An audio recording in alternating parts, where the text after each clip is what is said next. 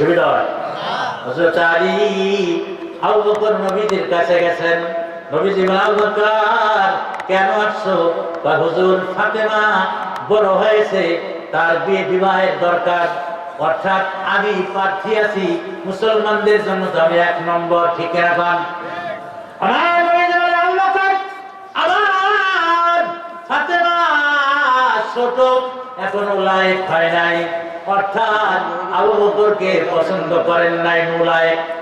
আবু বকর বুঝতে পারলেন আমি পছন্দ না, চলে গেছেন।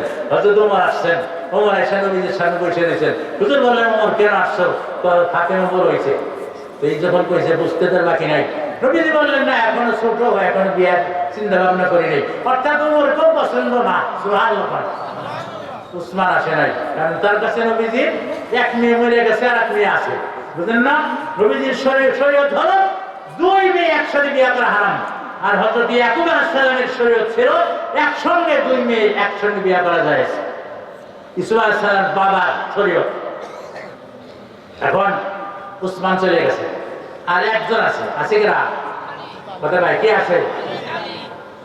আনা মদিনাতুল ইলম ওয়া আলিয়ুন বাবুহা।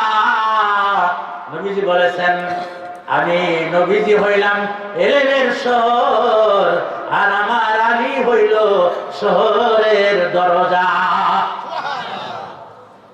নবীজি এই কথা বলছেন, কারণ আলী আসে না, ঘর নাই, বাড়ি নাই, নবীজি বাড়িতে থাকে, তরকারি দাম না হলে খায়, না হলে না খাই থাকে। আবু বকর বলতেছে, আলী আমরা নাকচ হয়ে গেছি, তুমি যাও। আমাদের মন বলতেছে তুমি যাই যদি প্রস্তাব দাও, নবীজি তোমার প্রস্তাব গ্রহণ করবে। হযরত আলী কয়, কোন কি? আমার ঘর বাড়ি নাই, আমার কিচ্ছু নাই, আমার একবারে পকেট খালি, এমনি পকেট, কেমনে নবীজির কাছে যাব? এটা লজ্জা করে, আমি যাইতে পারবো না। হযরত ওমর কয়, লজ্জা? বিয়ে শাদী লজ্জা নাই, যাও। তুমি যাইতে গেলেই নবীজি তোমার জন্য বসে রয়েছে। সুবহানাল্লাহ। হযরত আলী যখন বলে, একদিন গেছেন, তারপরে নবীজি এরকম বসে রয়েছেন, হযরত আলী সালাম দিয়ে বসছেন। তো এইভাবে তো অন্য সময় আসে না, নবীজির ফেস টু ফেস বসছেন। হুজুর বলতেছেন, আলী কেন এলা? কোনো কথা আছে? হযরত আলী কয়, না হুজুর, এমনি এসে। সুবহানাল্লাহ।